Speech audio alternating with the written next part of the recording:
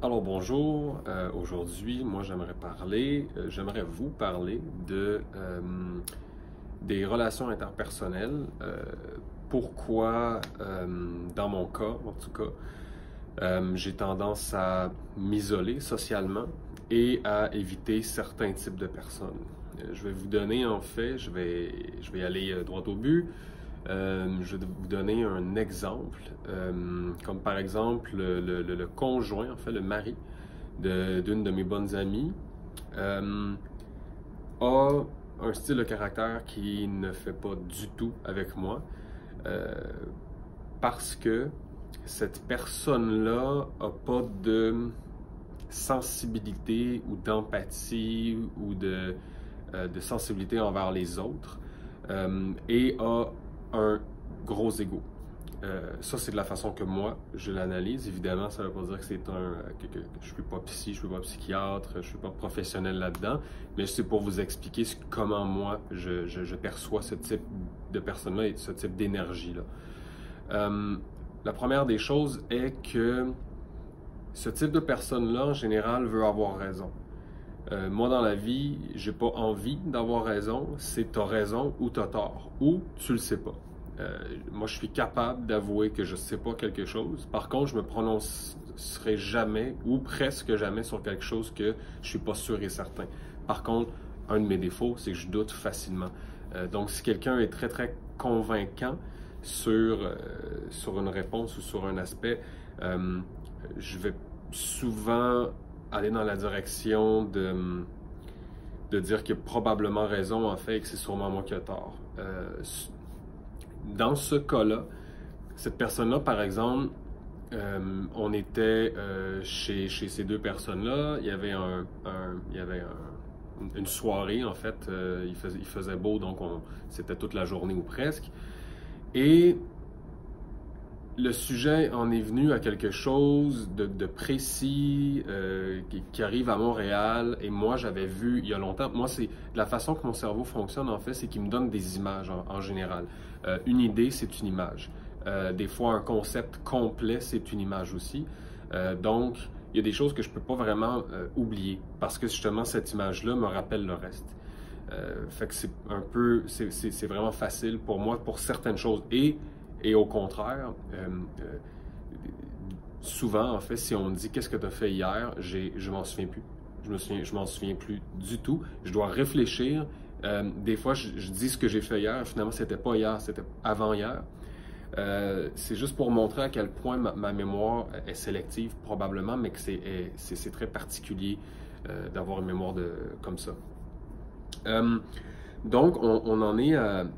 On n'a pas d'argument encore, mais ça va devenir un argument et ça va devenir un faux argument, en fait. Parce que la personne parle d'un sujet et pour entrer en communication, ce que je faisais beaucoup plus avant, que je fais beaucoup moins maintenant, parce que j'ai plus envie d'une mauvaise réception, j'ai envie d'équilibre, d'équité, j'ai envie d'être respecté comme moi je respecte les autres. Et donc je dis quelque chose à propos du sujet et cette personne-là dit que c'est impossible. Et moi je me dis c'est impossible que ce soit impossible. J'ai vu des images et ces images-là je les ai encore ici. Je sais c'est où. Je citerai pas mes sources parce que souvent quand tu cites des sources pour quelqu'un ça va devenir un pivot pour attaquer, mais ça c'est pas important ou ça veut rien dire.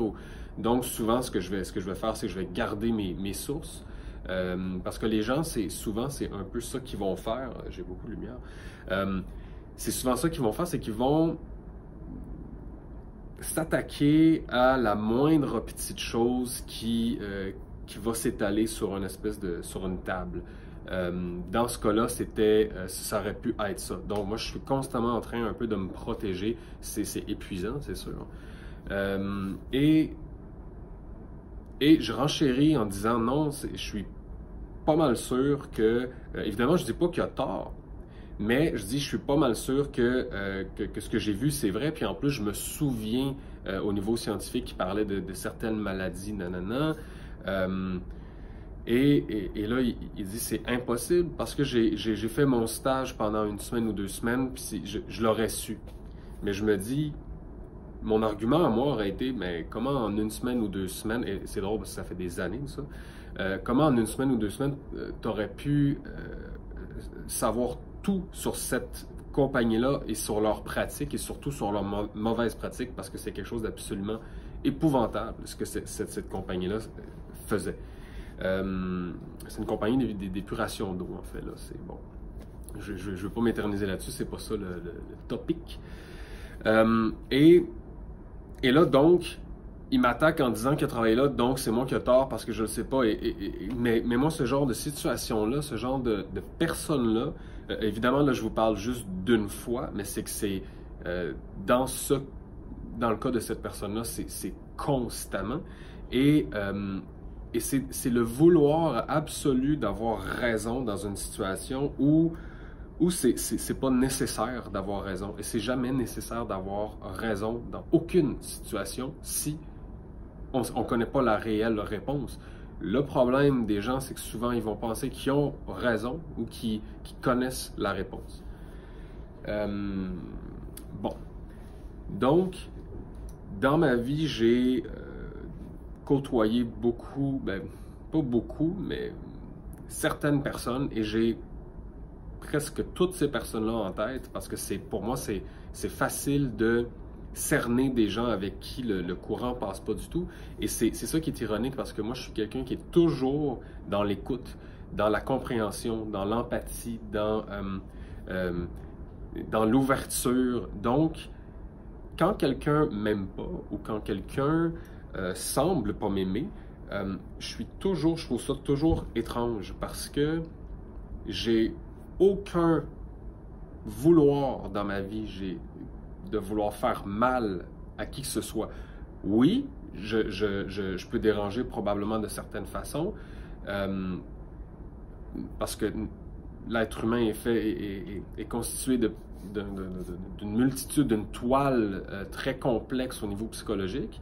Donc, il y a sûrement des choses. Par contre, quand j'ai remarqué, il y a des années, que je dérangeais avec ce que je savais ou avec ce que je disais, parce que quand je comprends un concept, je le comprends en général très bien. Des fois, je peux pas nécessairement bien l'expliquer, mais en temps normal, avec le temps, mon cerveau le fait d'une façon systématique. Il place les trucs en ordre. Donc, à un moment donné, un concept qui pour moi était un peu abstrait devient concret. Et des fois, dans ce même projet-là, je peux avoir des trucs que je comprends moins. Mais la base, ou un peu plus que la base, en général, je vais bien le comprendre.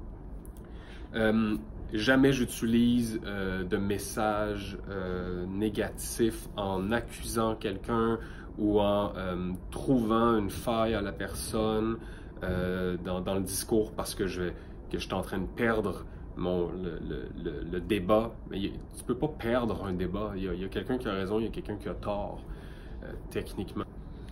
Donc, j'ai rencontré ce type de personnes-là souvent dans ma vie, peut-être trop souvent dans ma vie. Et à un moment donné, ce que moi je trouve dommage, c'est que ça ternit des relations entre la personne et moi et le conjoint ou la conjointe.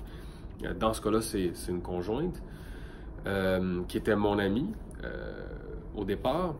Donc, c'est sûr que pour moi, je trouve ça dommage. Et si cette personne-là est là, moi, même si c'est avec plusieurs personnes, j'ai pas envie d'être là. C'est assez fort pour moi, quelqu'un qui est toujours en train d'essayer de trouver ici on dit des bébites, problème de soleil résolu. Donc, de rencontrer des personnes comme ça dans la vie, dans mon cas, c'est très difficile parce que, à cause de mon hypersensibilité, et maintenant je comprends aussi parce que je comprends des concepts, je comprends qu'est-ce qui se passe, je sais ce qui se passe, et mon hypersensibilité, qui est, à ce que j'ai pu comprendre, une plus grande sensibilité que les gens qui sont hypersensibles dans la vie, qui sont pas doués, fait en sorte que pour moi, j'ai pas à me prouver à ces gens-là. J'ai pas à prouver que je suis bon ou que je suis pas bon ou en fait, j'ai souvent fait ça, je me suis souvent dénigré devant ces gens-là pour... moi, je dis toujours la vérité. Je vais toujours dire la vérité pure devant quelqu'un et ça me dérange pas de parler de moi, même si je sais que j'ai un défaut ou que j'ai quelque chose que je dois travailler. Par contre, ces gens-là, souvent, ce qu'ils vont faire, c'est qu'ils vont utiliser cette espèce de naïveté-là ou cette pureté-là et ils vont l'utiliser à un moment donné contre toi. Dans ce cas-là, c'est contre moi. Cette personne-là, entre autres, m'a comme accusé de certaines choses des fois qui faisaient absolument aucun sens, uniquement parce que je le dérangeais. Et jamais j'essaie de déranger quelqu'un.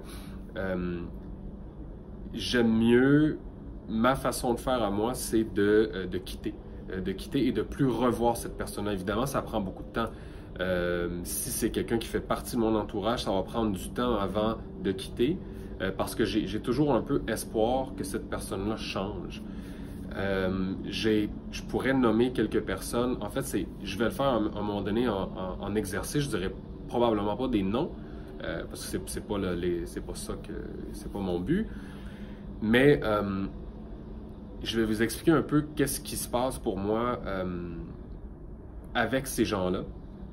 Qu'est-ce qui vient me chercher, pourquoi. Et bon,